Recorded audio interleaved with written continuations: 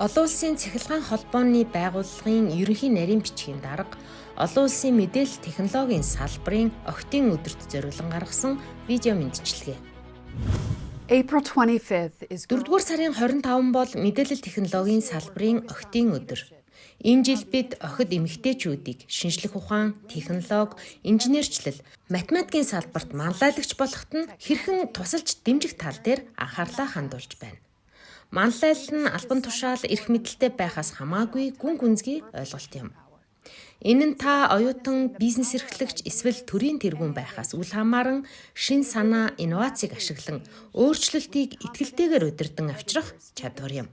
Дижитал 900 ирээдүйд зөвхөн технологийн ур чадвартай эмэгтэй удирдагчдаас гадна дижитал орчин болон бодит амьдрал дээр илүү хүртээмжтэй, эрхтгш, тогтвортой ертөнц бий болгоход дуу хоолойгоо хүргэх алсын хараатай эмэгтэй удирдагч нар бидэнд хэрэгтэй байна. Бид урд өмнө хизээч үзээгүй дижитал шилжилтийн дунд амьдарч байгаагийн хувьд хиймэл оюун ухаан болон бусад шинээр гарч ирж буй технологи хөгжихийн хэрээр дэлхийн хүн амын тэн хагасыг ардаа орхин явсаар байж болохгүй билээ. Одоогоор мэдээлэл технологийн салбарын сайд нарын зөвхөн 21%-ийг эмэгтэйчүүд бүрдүүлж байна. Мэдээлэл харилцаа холбооны салбарын зохицуулах байгууллагын 165 удирдагчдын зөвхөн 32 нь л эмэгтэйчүүд байна. Энэ хурдаар урагшилбал 130 жилийн дараач төрийн дээд албан тушаалд гендерийн эрх тэгш байдал хангахдахгүй. Хувийн хвшилд эмэгтэй технологичид 3-1 хүрэхгүй хувийг эзэлдэг бол хүйс хоорондын цалингийн зөрүү нь 21% байна. Дэлхийд даяар хиймэл оюун ухаан хөгжүүлэгчдийн ердөө 22% нь эмэгтэйчүүд байдаг. Технологийн удирдах албан тушаалд эмэгтэйчүүдийг ажилд авах хурд одоогоор зогсон байдалтай байгаа.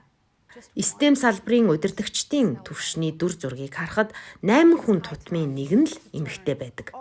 Энэ бүхнийг одоо өөрчлөх цаг болсон. Залуу охид та бүхэндээ анхааруулan хэлэхэд технологийн салбар та бүхнээр дутаж байна.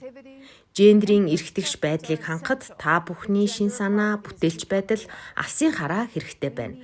Та бүхэн хэвшмэл ойлголтыг няцааж, тэргүүлэх үүргийг гартаа авч, хүн бүрд ээлтэй дижитал ирээдүг бүтээхэд хувь нэмрээ оруулах хэрэгтэй байна. Олон улсын хамтын нийгэмлэгүүдэд хандан хэлье. Урд өмнөхөөс их олон тооны залуу эмэгтэйчүүдийг STEM-д хүл тавихад нь тусалж урамшуулцгаая. Тэдний боловсрал, удирдан хүмүүжүүлэх арга барил, ур чадварыг хөгжүүлэхэд хөрөнгө оруулалт хийцгээе. Ингэснээр тэд амжилтанд хүрээд зогсохгүй, дижитал ололт амжилтыг түүчээлэн удирдах болно. Охид дижитал ирээдүйн манлайлагч учраас зөвхөн мэдээлэл технологийн салбарын охидын өдрөөрч биш, бүх өдөр тэднийг дэмжиж, хөрөнгө оруулж, урам зориг харилцгаая.